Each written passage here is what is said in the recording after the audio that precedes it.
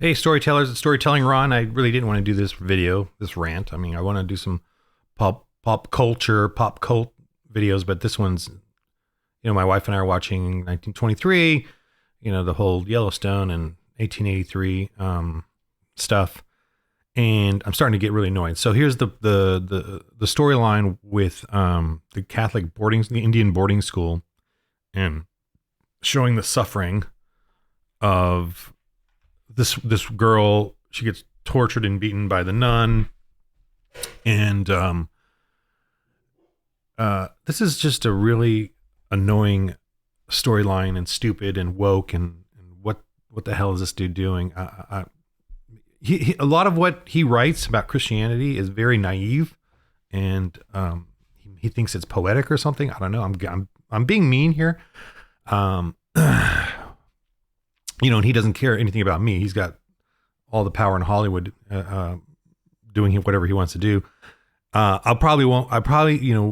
suppose the wife and I will finish this little 1923 series, and then probably I'm just not interested. It's not interesting anymore. But anyway, so what's going on? So there were boarding schools, right? So here's the biggest thing about these boarding schools. They lasted like 100 years, and there's still some of them left. There's like 40-ish of them, or 40 of them spread out across the states.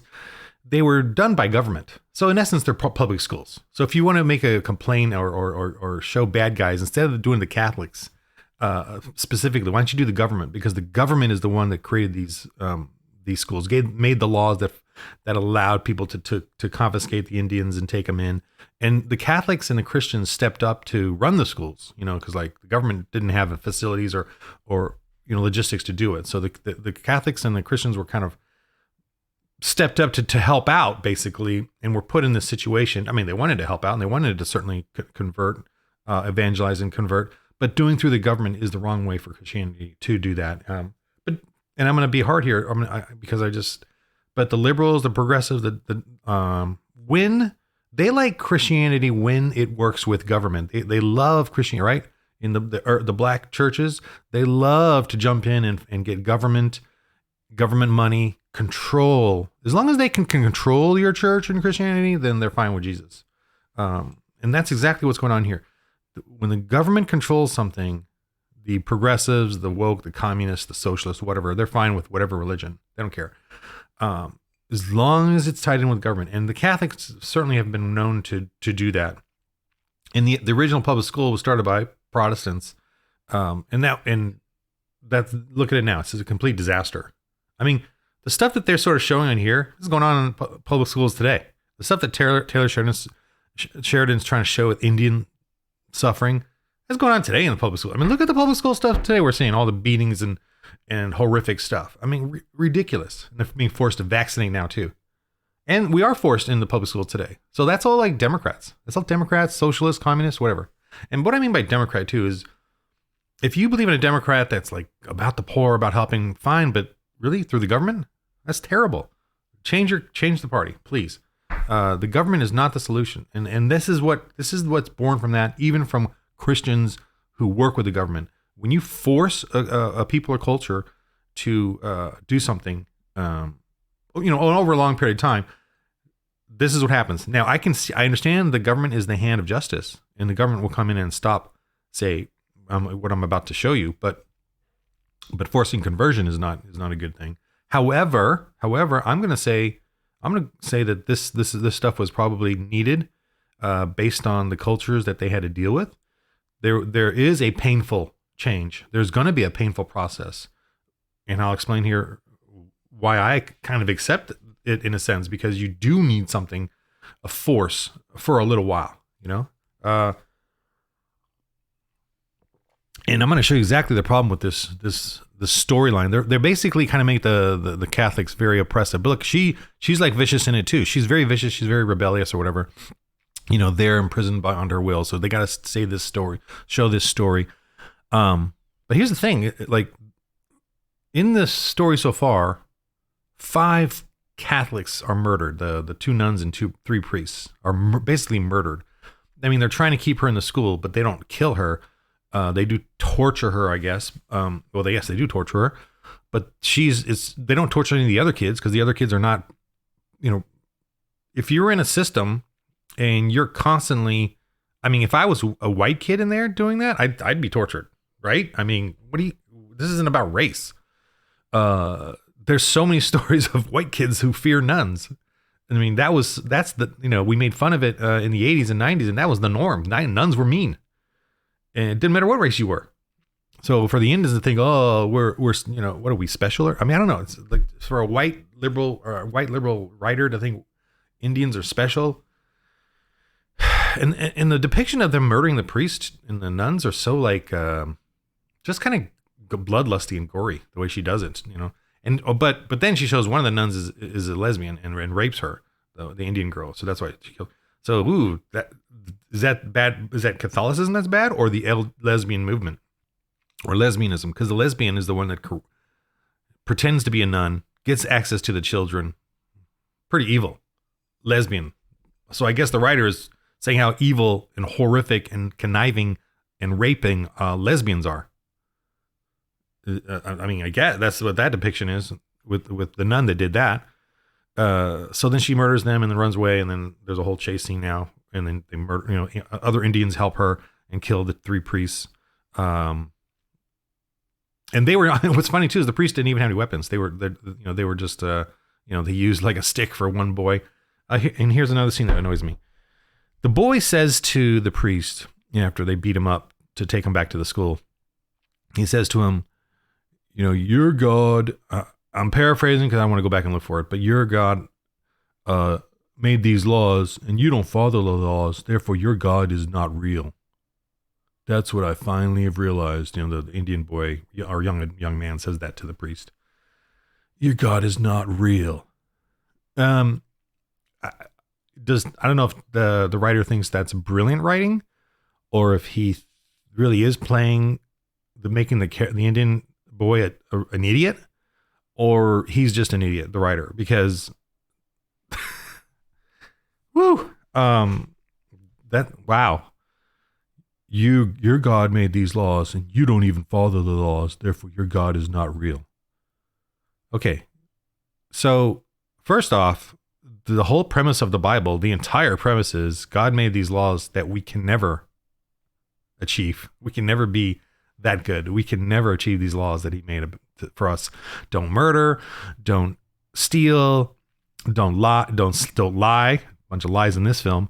Don't, and the lie is don't bear false witness, as in don't lie about others to destroy them, right? So this film is entirely about lying about, or the sequence of here is entirely lying about the Catholics or the boarding schools or what they try to do.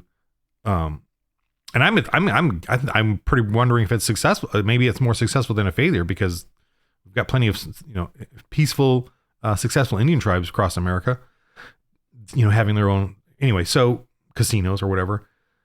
So the premise of the Bible is that he made these laws and we can't follow them.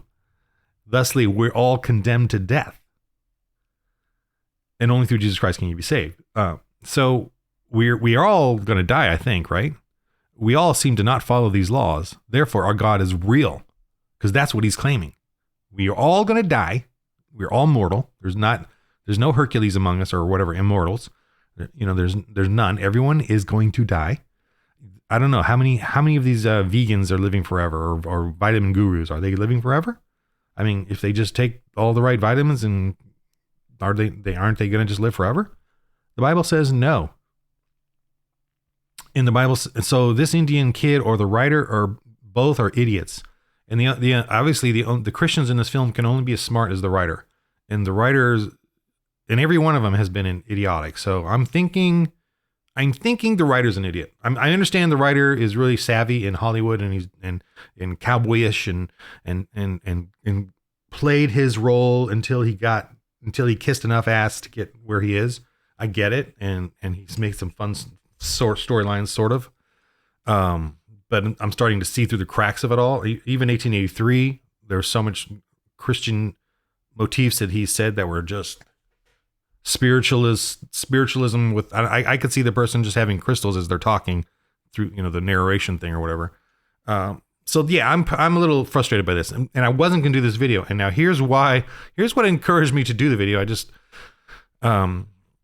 is boom, not to be. Thank you, not to be, for doing this. So here, and this is paganism. Paganism today is on the rise. It's exploding because of that 1993, the way they depict the boarding school, which is basically a public school, just back then.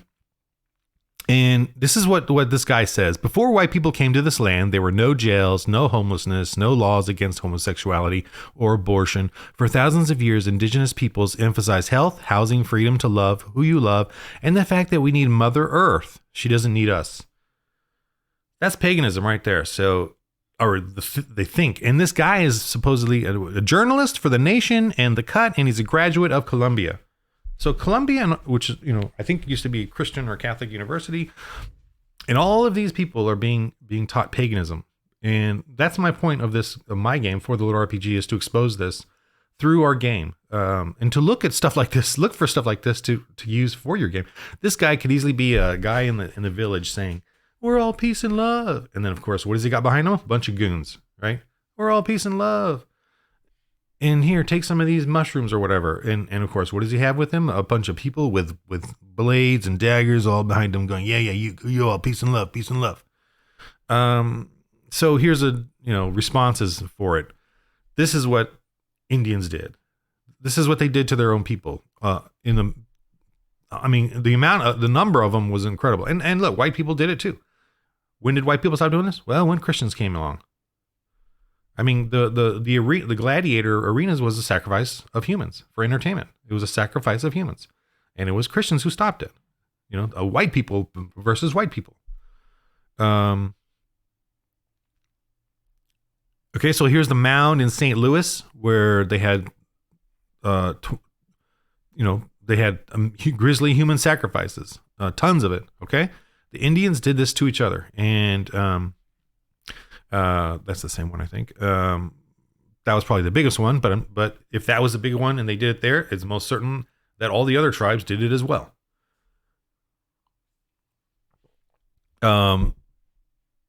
They ambushed, murdered, raped, and tortured members of nearby tribes and each other for nothing. Okay, this is known throughout the history. They would kill other Indians or white people and take their children as slaves. For sex and for slaves. What else here? Oh, so this is a great scene. This person, I've never even heard of this. This was a movie, Bury My Heart at Wounded Knee. I'm definitely gonna have to watch this movie because it's a really good. A sitting bull. Let me just. This guy is arguing with this guy, and then this guy schools the other guy. And you telling me, I can't. This land is given to you by your gods, and you're an indigenous. You were here first, and then he's all. What about all the other tribes you wiped out before white man ever came along with our guns? What about all those small tribes that you wiped out? For nothing, just for these hills, and we're coming here to beat you up, and we're also coming here to civilize you. Because Indians was gang on gang warfare. That's all it was. And so it was in white people. So it was in Asians. So it was in Africa. Gang on gang warfare until Christianity comes along and says no. Now, the gangs got bigger. They got bigger. And in Greece, pagans, they had tons of slaves, tons of slavery, even when they had democracy. So this is a great little, I got to keep this one. Oh, look, here comes the far right. So here they are sacrificing people. And then, of course, the Christians come along. And that's the whole premise of the movie Apocalypto, which is a great film. Have your kids watch that if you want to see. Mel Gibson did an amazing job. So he did The Passion, showing Christianity, and then he did Apocalypto to show paganism. Of course, there's good people in paganism, like good people that want to be good and want to have. Even the Bible says there are a few good people, that don't know the Word, don't know Christ, don't know God. Because everyone has in their heart written what is good and bad. But the vast majority just want to sacrifice. And they want to go along to get along with this paganism, and it becomes human sacrifices in the end. So I felt like Elisha this morning, all alone, sort of depressed about seeing this again and again, where we're depicting white colonialism, which is another code word for Christianity, We're depicting that in the shows, in the films, and these people are getting richer and richer and bigger. And then we Christians are sort of feeling guilty. And I'm trying to say, stop feeling guilty. We did everything right, even with mistakes. We fought the good fight, and we need to keep fighting the good fight. Everyone, pagans and Christians, everyone makes mistakes. Everyone can lie, corrupt, or whatever. But it's the Christians who eventually figure it out and stop it. Even amongst themselves, even amongst ourselves, when someone starts to lie, the other Christians go, wait a minute, that might get us all rich, but I don't think that the wealth in this company or in this government is where my soul is going to reside. So I think I need to whistleblow on this. This is wrong. I think I need to say something, because I have a greater judge who's going to get me if we get away with this here in this world. This is horrifying for my soul. So I need to say something, even if I lose everything in this world, right? If you lose everything in this world, for Christ, you gain everything. If you give up Christ for this world, you lose everything. You're going to go to hell. And that's the overriding thing about Christianity. We are a safe stop, or whatever it is. We are safe stop. We are a self-critique of all of our corruption. But in paganism, there's no stop. There's no stopping the corruption. Whatever is the most powerful, whatever feels the most security and safe, everyone will join that. Even if it's killing or human sacrifice or tyranny, it's always inevitably going to be tyranny, because the brutal are always going to take over in a pagan world. In a Christian world, the brutal are going to be there. They're going to start doing their things, but Christians are going to be like, well, I guess you're going to kill me, but it's wrong what you're doing. Hello, everybody. Is anyone else going to help me, agree with me on this? That what they're doing is wrong? So we got to fight the fight. And so my little thing about my game, For the Lord RPG, is about us sort of practicing that, playing that out, creating that so that we can show what they're doing is wrong. I mean, and I would even like to do a setting in the West like this, where white colonials, along with good Indians who have converted to Christianity, are doing missionary work against all the pagan evil that's going on with the Indians and their myths and demonic influences and all that. Because, yeah, I'm just so relieved. So I felt like Elijah in the sense of feeling alone and about this, and wanting to do a video but not wanting to. And then thankfully God said, "Don't worry, Ron. There are others out there."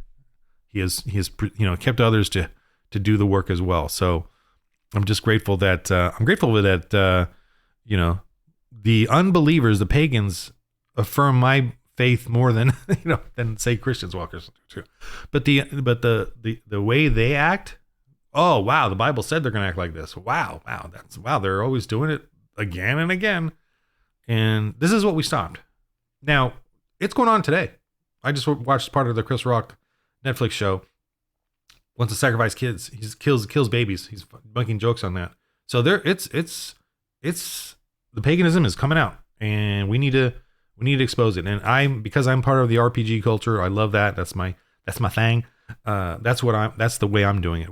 I want these games to expose this over and over, what the pagans are doing. So I don't want to hide it behind OSR or fantasy and remove the Christianity and then make a bunch of fantastical beasts. To me, this is way more terrifying a monster than a beholder or a Vecna or whatever, or a lich or whatever. This is way more horrifying, way more evil. So this is what still want to do the kiddie family friendly one, and then graduate towards the more adulty ones. But this is the stuff you want to stop. This is the stuff we want to play and fight against. So yeah, For the Lord RPG, Dark Ages and on. If anyone wants to do a Western, let me know. But you got to have these sort of beliefs anyway. All right. Thanks for watching.